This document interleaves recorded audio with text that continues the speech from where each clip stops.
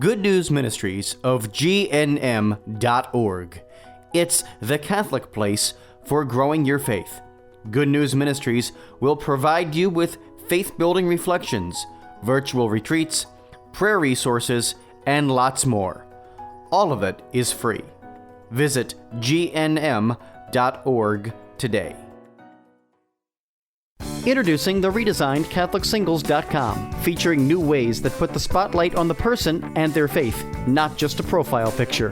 For the past 20 years, faithful Catholics have used CatholicSingles.com, and the reimagined CatholicSingles.com website is ready to help single Catholics take the next step in sharing meaningful relationships with other faithful Catholics.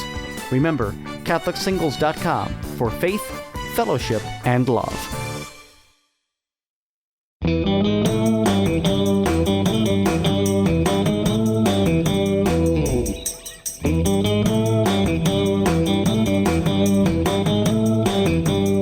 Well, hey, everybody, and welcome back to another episode of Lisa, Hendey, and Friends. I am so excited to share today's guest with you.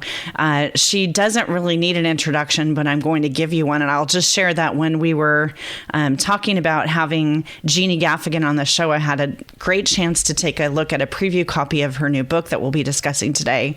I was reading it on an airplane, and the person next to me thought I was having both a crying attack and a laughing attack. So Jeannie Gaffigan is a director, producer, and comedy writer. She's co-written 7 comedy specials with her husband, Jim Gaffigan, the last of 4 which received Grammy nominations. Jeannie was the head writer and executive producer of the critically acclaimed and award-winning Jim Gaffigan Show, which was loosely based on their family's life. She collaborated with Jim on his 2 New York Times bestsellers, Dad is Fat and Food, A Love Story. And Jeannie, with the help of her 2 eldest children and some other crazy moms, created the Imagine Society, which is a nonprofit that connects youth-led service groups.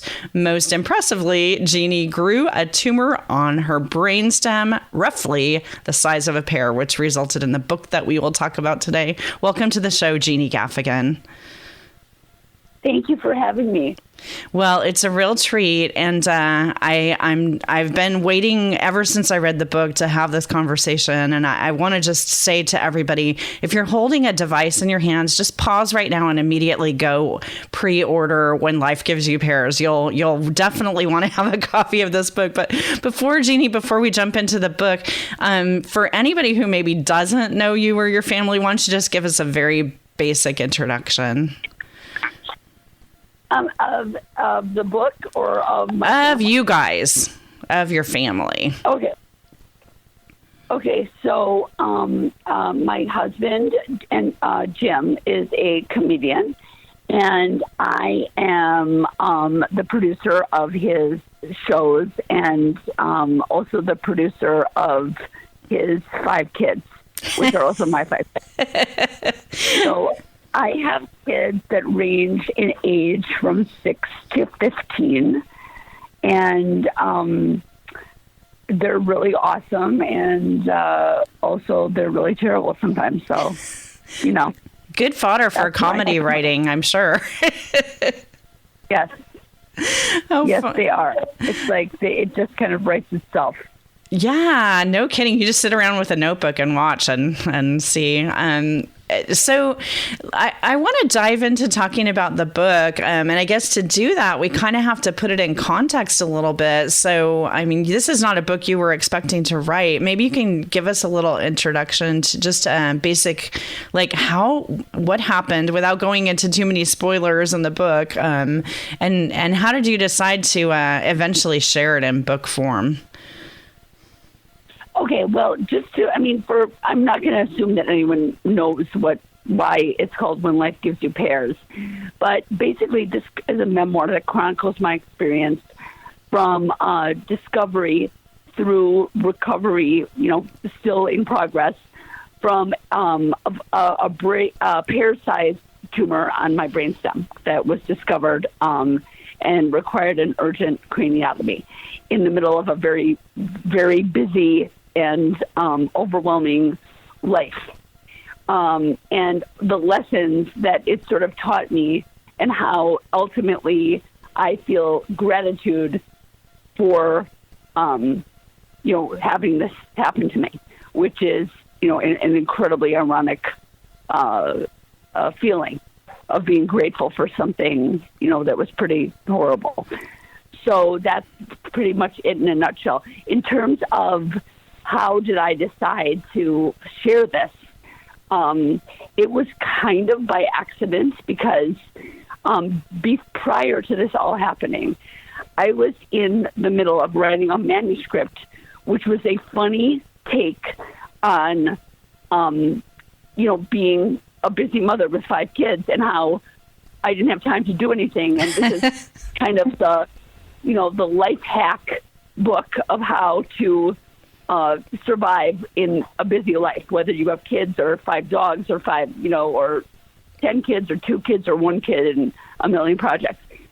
So it was kind of in the, genre of the classic Irma Bombeck sidetracked home executive style of like comedy writing about, coping with humor to kind of make it through the day. And there were a lot of photographs, a lot of lists, a lot of ironic observations about, how to get 5 kids through security at the airport and things like that.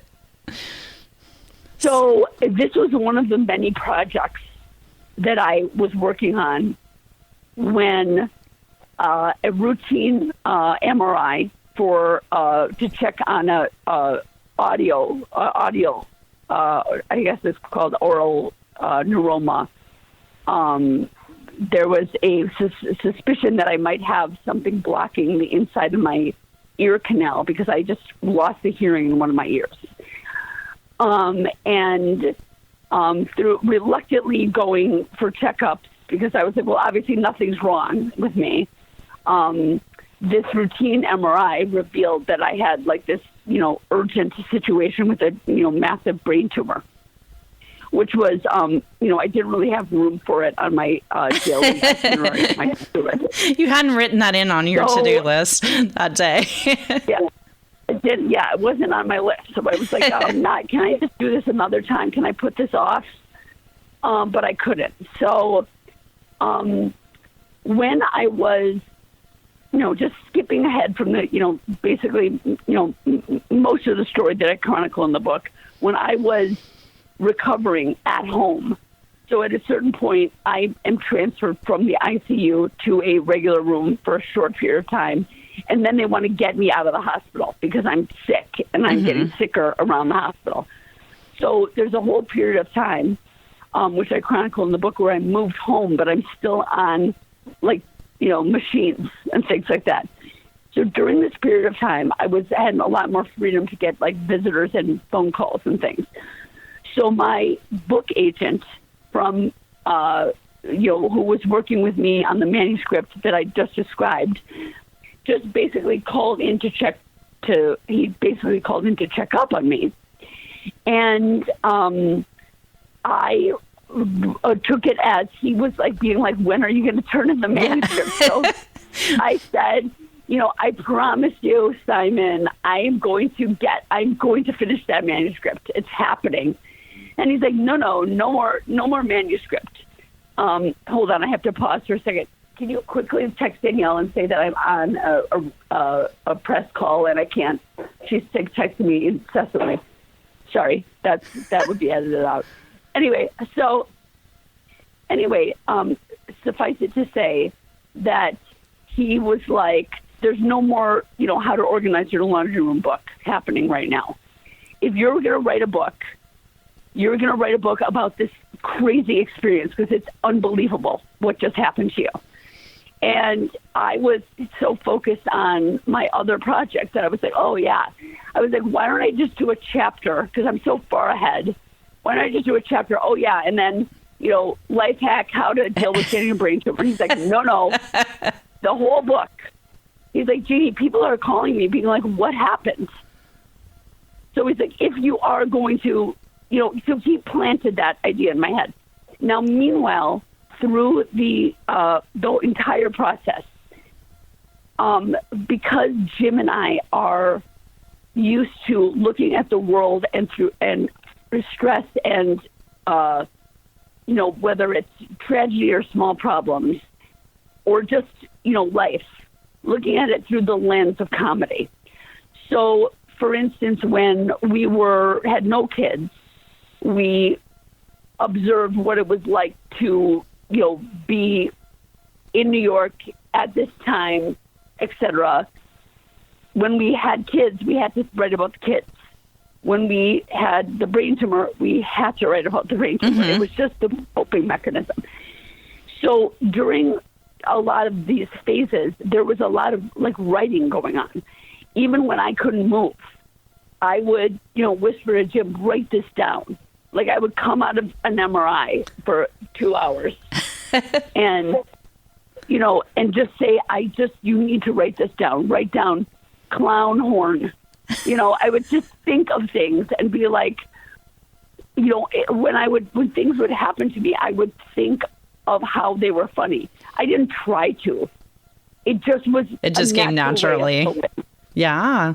That's so when I started to cobble together, because a lot of people were saying what happened, and I was frankly, my vocal cords are compromised, so it's hard for me to speak for extended periods of time, ironically, as I'm speaking a mile a minute.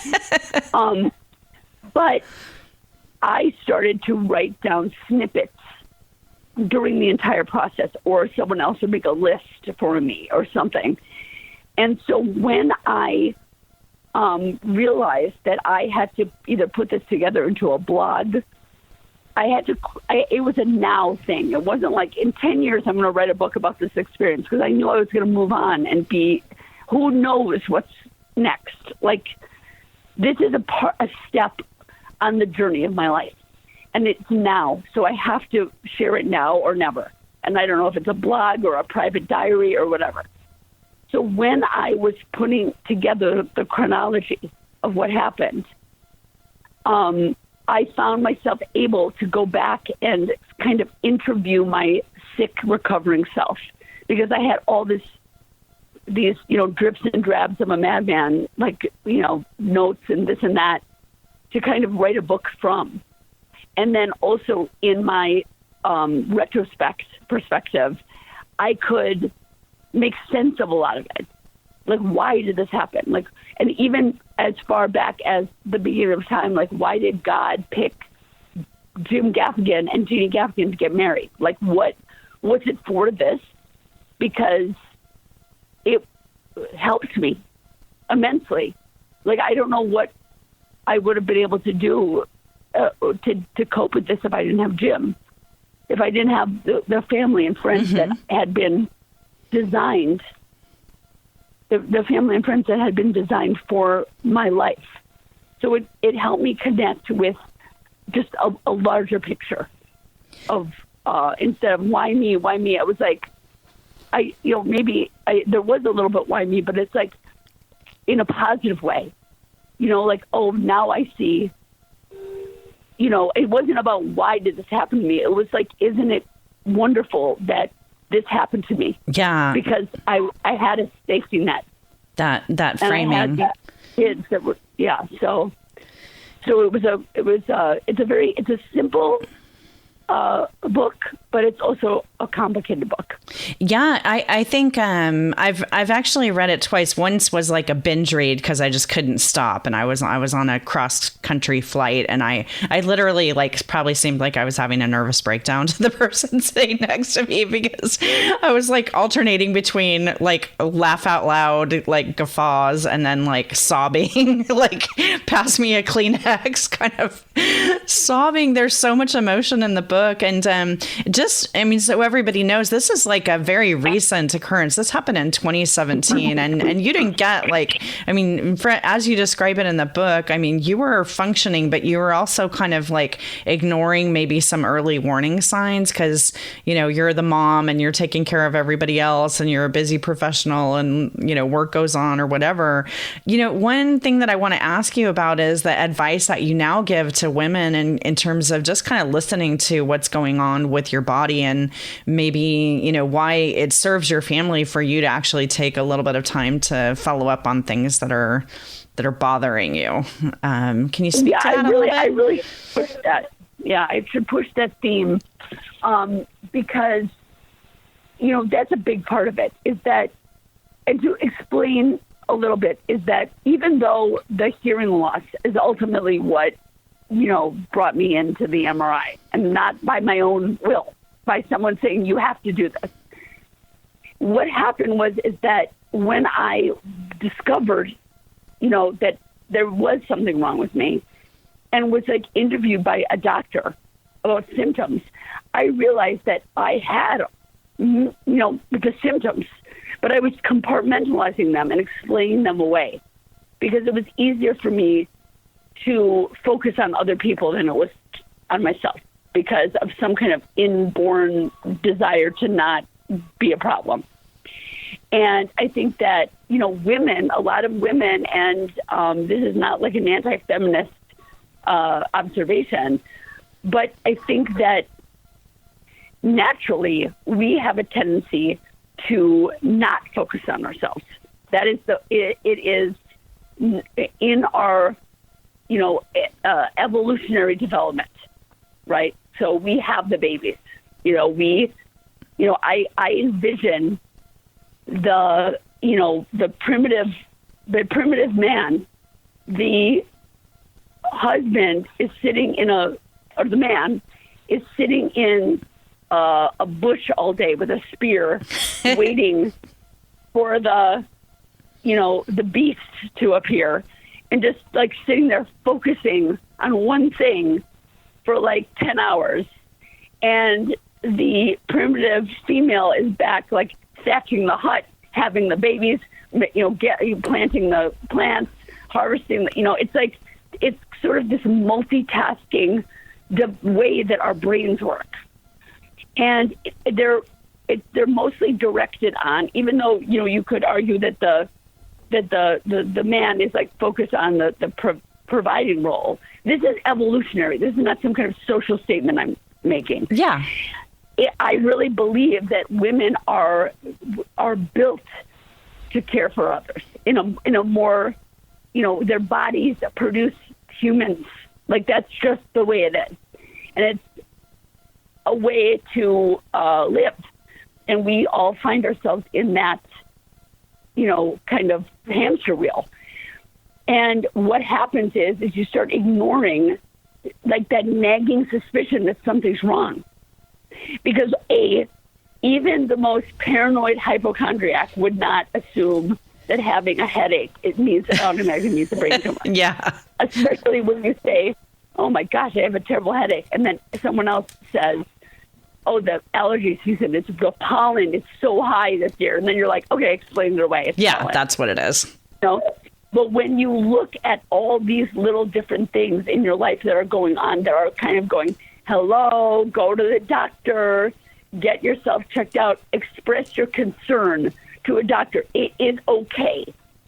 It is okay for mom to get sick. It's okay for a mom, even if you're that's what happened to me. I had my children at the doctor for their visit. And that's when the doctor was like, what's wrong with your ear? Mm-hmm. And then I had to tell her, I have not been able to hear out of the ear for a really long time. And it was embarrassing because I realized that I had been neglecting myself. And what good am I for all the things that, if my life goal is to make sure that my kids, survive the day, what good is it if I don't? So my advice would be don't be afraid to say, I just have a weird feeling. And you know what? Worst case scenario, it's nothing. I mean, best case scenario, it's nothing. Best case scenario, it's nothing. So you're not going to get judged by your doctor. If you say, you know what, could I just get a blood test or could I just get a hearing test because I have this weird whooshing sound in my ear. I think we're afraid to say things like that because we're afraid that, we're going to appear weak or that we can't, or selfish.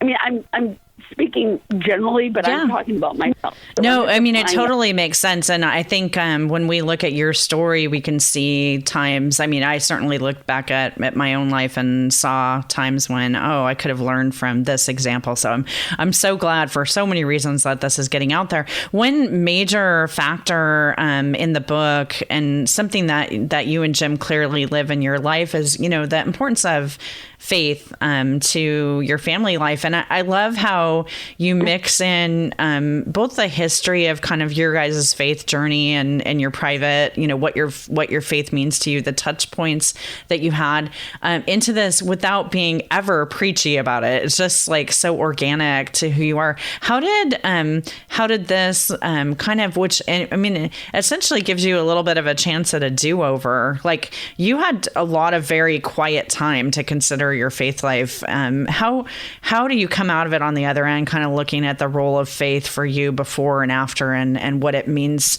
to sustain your family?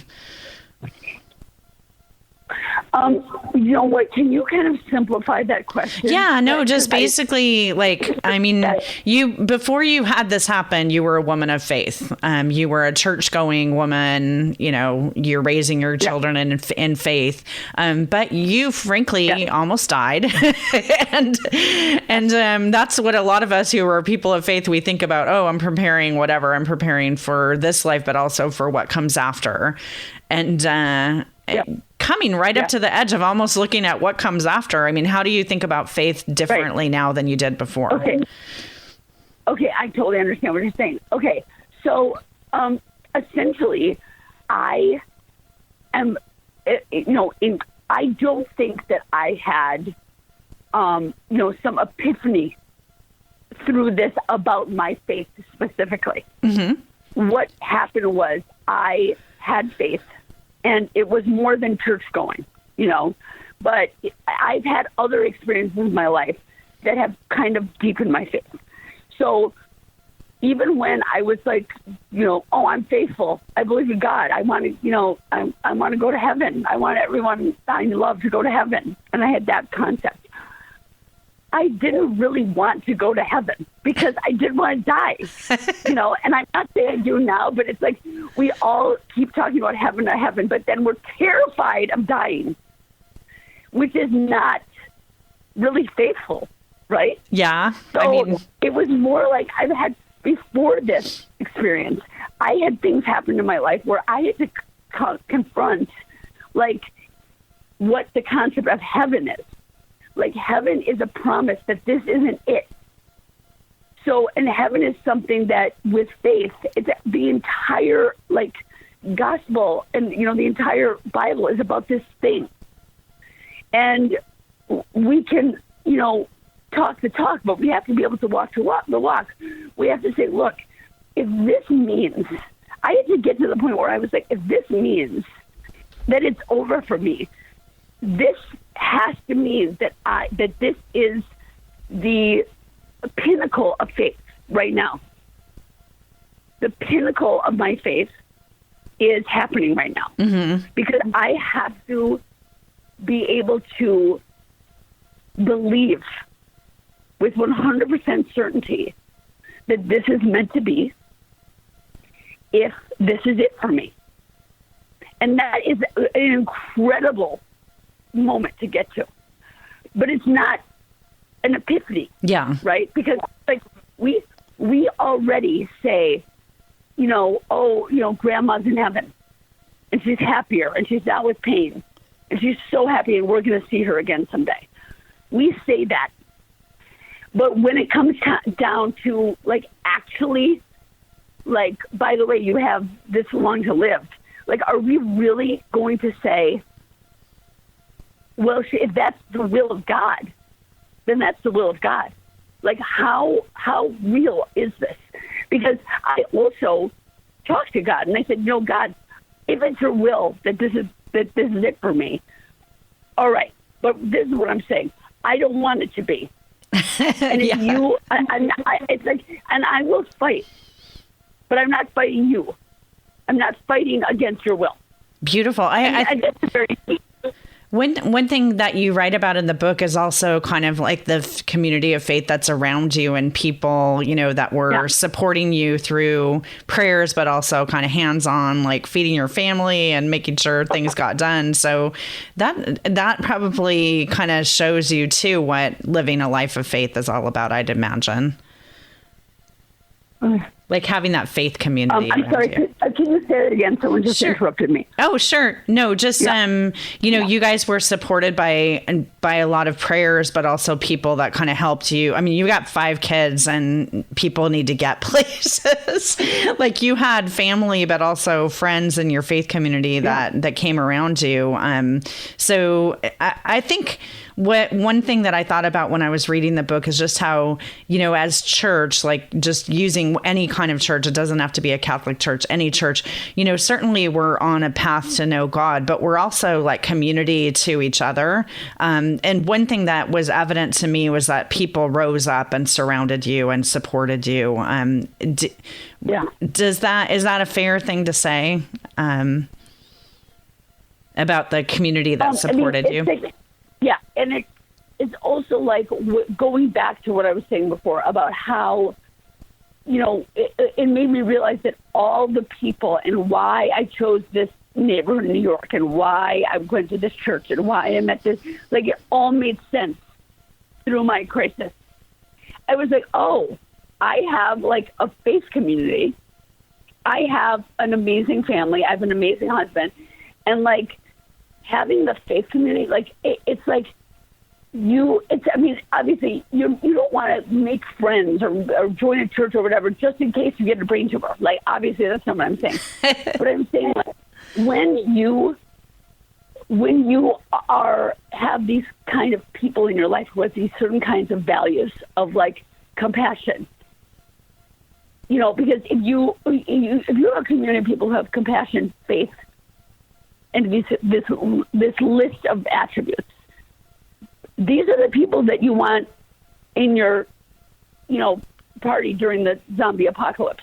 You know what I'm saying? Like it's like you want to be surrounded with good people. So if we live our lives in a situation where we're like, we look at people and say, you know what, everything is great right now. We might be just at a picnic or we might be having a lemonade stand. But we have this higher, deeper bonds between us. We're all kind of playing by the same rule book. We're part of a larger family. It's beautiful. I'm wondering. Yeah, I'm saying these people are out there, And I think that in our lives we have to, I tell my teenage daughter this a lot of the time on social media. It's like you'll have 2,000 friends, but none of those people are your friends. Figure out you really can count the friends on one hand. Mm-hmm. But then if you have a community of people that has a common value system, and I'm telling you, it's definitely my church community, my faith community were. Amazing because I could speak the language with them and be like, okay, here's the thing. I need the anointing of the sick. It's like that kind of language. But also the people in other facets of my life, they might not be like, I write something about my dear childhood friend who just happens to be an atheist. Mm-hmm. He is an atheist. He's like, I believe in science, Big Bang Theory. Everything can be explained by science. But like he strengthened my faith so much during this process because I was like, you are part of like God's plan.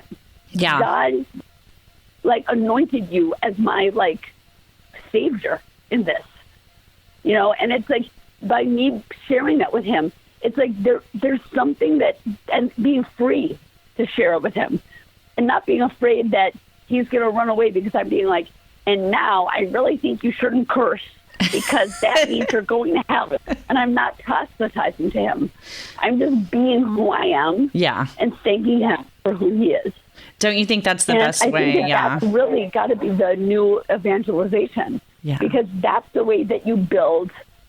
You are living the gospel, rather than picking up a Bible and beating someone over the head with it and judging them for not doing, reading it the exact same way you did. Yeah. Beautiful. Jeannie, I'm wondering for you and Jim, I mean, this was one thing that comes through really clearly in the book is your partnership, both creatively and in terms of your family life. And, this was a time where you had to kind of sit back and allow other people to serve you, to be, present to you. So with your marriage with Jim and your creative partnership, we're already seeing this book, as a fruit of this time. What else do you think will come out of for your work? What happened to both of you through this? Well, that's a really, really great question. In the months following the surgery, literally months, we produced a comedy special called Noble Ape. Okay, and it's out there. It's called Noble Ape, and there's like 25 minutes about the brain tumor, about medical. I mean, right away we started writing about it. Okay, then after that, we're just got this complete fountain of production. Like it's from a really true, heartfelt place where it's just flowing. Like there's no writer's block going on here. And because after Noble Ape, which was kind of our communal experience, it was a comedy special, an hour comedy special that was like both of our experience, what we had just gone through. And also, so we're not completely insane. I mean, we are, but just pretend we're not. This special was already on the books to be filmed. Wow. And like yeah. So before this all happened, so instead of canceling it, we just got all this other material for it. So it's like, I mean, what a blessing. I mean, it's unbelievable.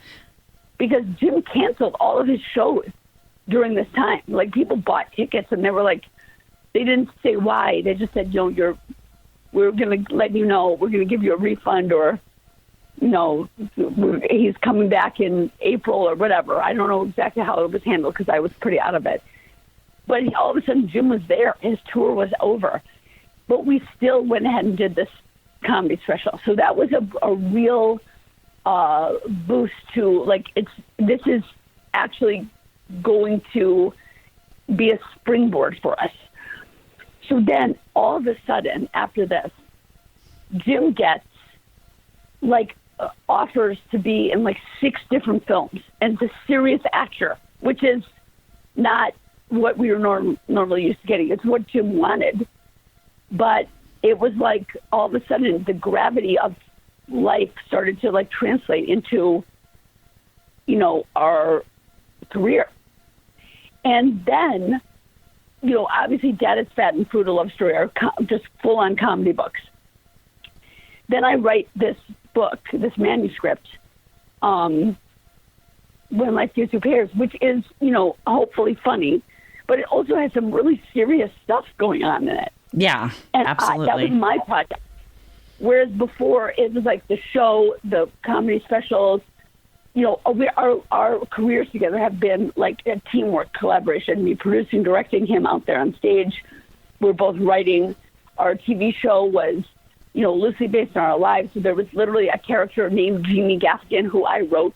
Mm-hmm. I wrote her voice. So it was he wrote his voice. We collaborated on all the other stories. So it was a true collaboration. So here, Jim goes off and does all these films, which I had, barely, I read the scripts. That was how far my influence went in it.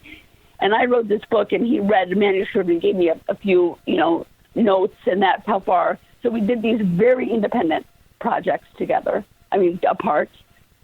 And now we're working on something together with all of this.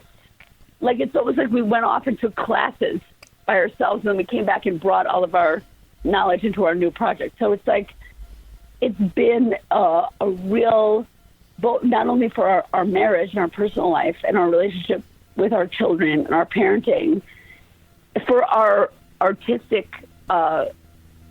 creative fulfillment. It has, increased, like, it's like you dip the net in the sea and you come up with this huge net full of fish all of a sudden. And it's like, whoa, I thought it was supposed to be like, an empty lake. And now it's filled with fish. That's a great place to kind of take a pause and just to remind everybody that the name of the book that we've been talking about is When Life Gives You Pears. We're going to have links in our show notes to all the places that you can order this book and get a hold of it. I'm going to tell you, like, it's a must read, honestly. You will love the book so much. And I definitely want to point people to Jeannie's website at JeannieGaffigan.com, where you can find not only information about the book, but also all of the projects that Jeannie and Jim have done together. There's great trailers and ways to easily go over. If you miss seeing the Jim Gaffigan show, you can get links there of how to go stream it online. All kinds of great stuff that you can see right there on her website. And we'll have links again at my website to go over and grab those. Jeannie, I want to honor your busy schedule, so I'm going to let you go, but I'm just wondering if there are any kind of closing thoughts that you have before we let you get out of here and go take care of the to-do list. I think that I would say that find my advice for myself. Okay, I'm giving myself advice, but you can note to Jeannie and the rest of us. Oh, note to Jeannie, and you can plagiarize if you want. Is that on your to-do list? Just slip yourself in some meaningful to-do list things, such as, tell your husband you love him today. Thank someone for doing something for you. Put on your list some random thing that is not really on your list, but it should be on your list. And that's what I'd like to leave people with. That's beautiful. Put on something on your list I want to plug one more thing. Yeah, go for it. One more thing. So the imaginesociety.org is like this new thing that we're doing that is going to be amazing, and it connects teen service groups with meaningful service leadership opportunities.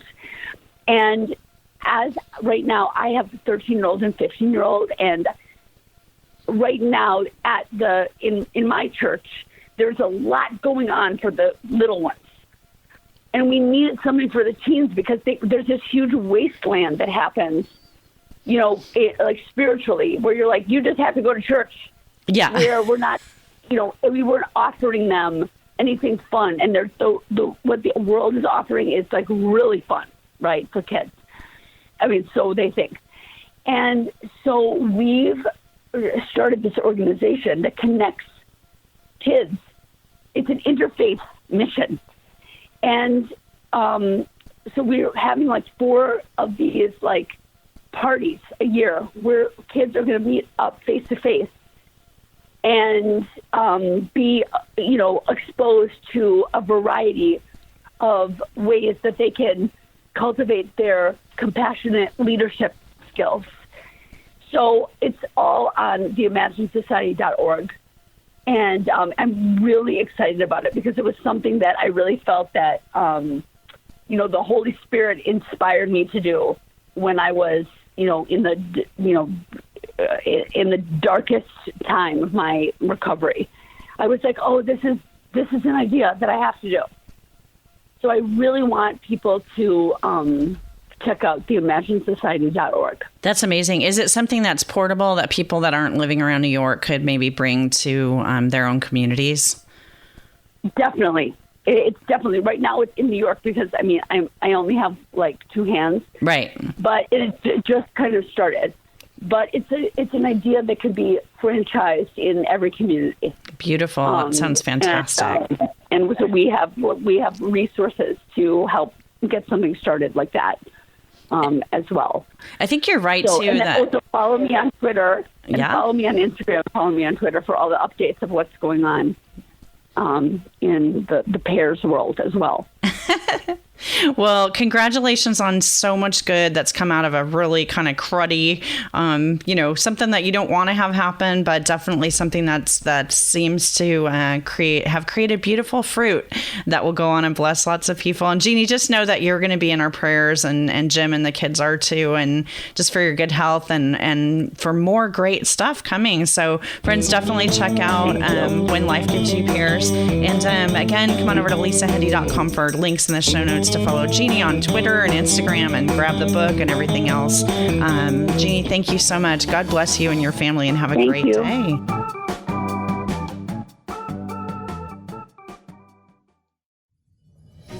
I'm Father Dwight Longenecker.